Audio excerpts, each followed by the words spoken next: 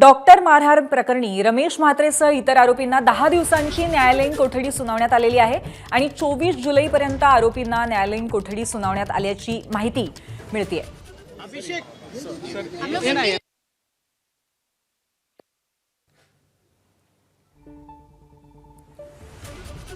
तर डॉक्टर मारहाण प्रकरणी रमेश म्हात्रेसह इतर आरोपींना 10 दिवसांची न्यायालयीन कोठडी सुनावण्यात आलेली आहे।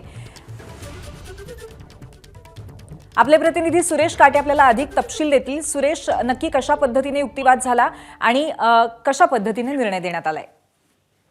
पूर्वी 2 दिवसापूर्वी रमेश म्हात्रे यांना कल्याण न्यायालयामध्ये हजर केलं असता या ठिकाणी वकील आणि पोलिसांमध्ये वाद झाला होता। त्यामुळे आज वकिलाने पोलिसांच्या विरोधामध्ये लाल चिता लावून निदर्शन केलं होतं। त्यामुळे या ठिकाणी काही नातेवाईक देखील मोठ्या प्रमाणामध्ये समर्थक जे आहेत रमेश म्हात्रे यांचे कोर्टामध्ये उपस्थित होते। मोठा राडा होण्याची शक्यता ही टाळण्यासाठी खरं पाहिलं तर आज दुपारी 3च्या दरम्यान रमेश म्हात्रे आणि त्याचे ते साथीदार जे आहेत तिघजण यांना आज कल्याण न्यायालयामध्ये हजर करणार होते। मात्र कल्याण न्यायालयाचं वातावरण बघता या ठिकाणी रमेश म्हात्रे यांना हजर केलं नाही। मात्र कल्याण डोंबिवलीतील टिळकनगर पोलीस स्टेशनमध्ये या 4ही आरोपींची व्हिडिओ कॉन्फरन्सद्वारे सुनावणी घेण्यात आलेली आहे आणि या सुनावणीद्वारे न्यायालयाने 10 दिवसाची न्यायालयीन कोठडी जी आहे ती या 4ही आरोपीला सुनावण्यात आलेली आहे।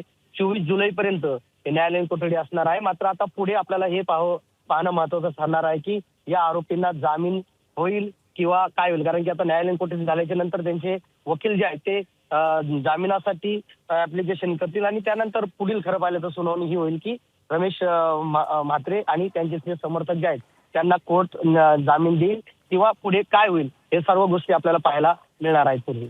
नक्कीच सुरेश, आणि वेळोवेळी अपडेट घेत राहू। धन्यवाद तुर्तास आपण दिलेल्या माहितीबद्दल।